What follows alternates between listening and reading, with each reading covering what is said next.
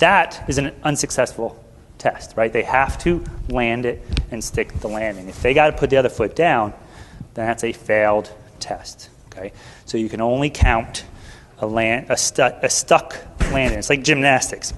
I have often a lot of people who can go pretty far when we retest, but they can't stick it. But then when they have to back off to stick it, then the obvious difference comes into play. So, yeah, you're testing strength because of how far they go, but they got to stick it, so you're testing proprioceptive control as well. Now, I know we just talked a lot about ACLs. Keep in mind, this is our getting close to return to play. This isn't the 8 weeks out type of thing. We're talking, 16 to 22 weeks type of activity, okay? So that's one. The other is again, I'm going to keep it, and we'll compare them left to right, obviously, right? The other is the triple hop. So 1, 2, 3, and then we're crossing the line there. They got to stick that final landing as well. So again, if we're giving really good efforts, we could probably get quite a bit further, but it's 1, okay? And they got to stick that final landing. So it's not 3 individuals, because sometimes we'll get people 1, 2. That's not what we're looking for. We're looking for three in a row there. You don't care what the distance is between each one. You want total distance. Total distance. So we're going to do 3 separate ones. The 6 meter or the 19 and a half feet one often is not replicated in some of the research, and I don't do that one. We have 3, I think, good solid ones that are most commonly seen. So we're going to do all except the 6 meter. So you've already done your single one, right? So now we just did the triple. And now finally, we have our crossover. 1, 2, and 3, okay? So left, right. The directions is 15 centimeters, so 6 inches is what the zigzag crossing is. So if we wanted to be research statistically correct, we should have a 15 centimeter wide line for them to zigzag over.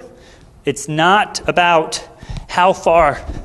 Let's not waste energy going lateral. So don't coach that. If that's what they do, that's their choice. Okay, so it's not a whole lot of coaching going on here. But that's not the purpose. The purpose is distance traveled. Okay, so again, we would be lining up on the start. 1, 2, 3, zigzagging, steady, progressive. Okay, so again, distance, we're getting the strength, and we're getting the proprioceptive control and the cutting aspect of it. All right? So those are our hop tests. And then our star excursion. We're going to line up at the center of the crosshair. Okay? And if there's, as you could see, we went over a couple different directions on different research there.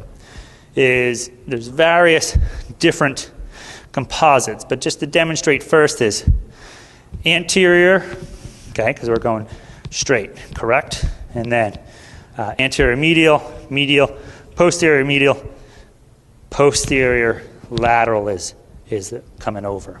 Okay, so if we were to look anterior medial, it's not this, okay?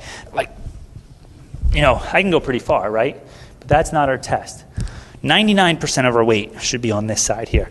This one here is just a tap, okay? If they load weight onto here, fail. So same thing, it's all my weight's here. I'm on a pedestal 10 feet off the ground, and I'm just laying that arm out there, or leg out there. Some of the specific research suggests any of this stuff is failure. So hands have got to stay positioned by the side. If we're out here, all this stuff, failure, okay? If they go here, failure. Each reach, back to the center, back to the center, back to the center. Again, no stepping, okay? So do you mind coming up and demonstrating here with us?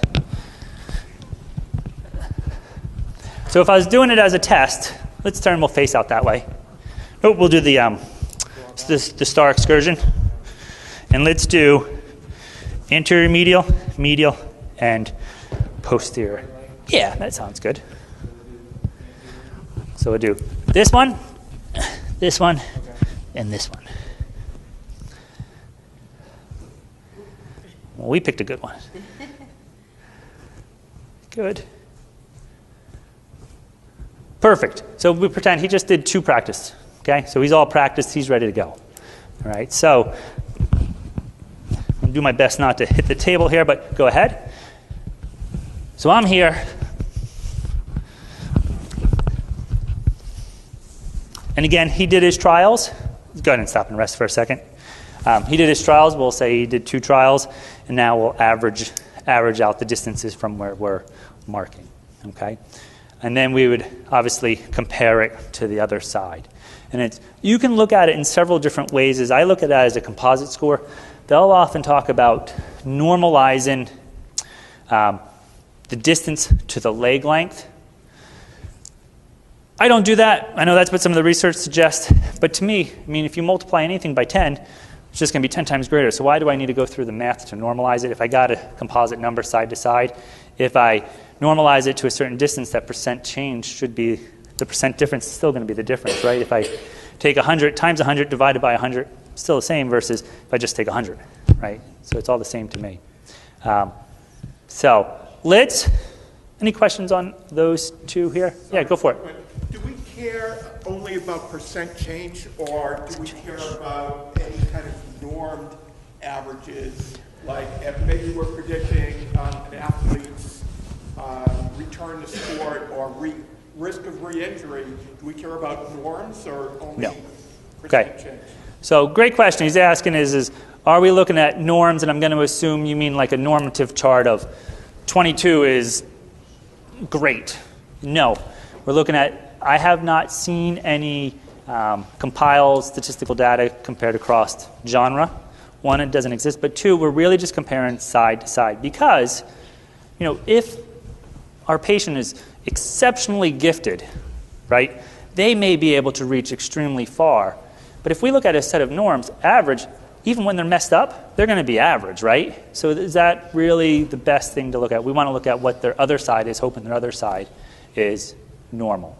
So good question on that part of things. Is we're looking at, depending on which ones we're looking at, some of them are 94% difference on return to play, and then some of the, 94% suggestive of deficit, and then the return to play, that Wilk and good stat charts that we're looking at there were 85 or 90% depending on which ones you looked at. Particularly, that was for the triple limb hop test. You're talking about the star excursion balance test. Either or, both of those were normalizing to that individual, to their opposite side.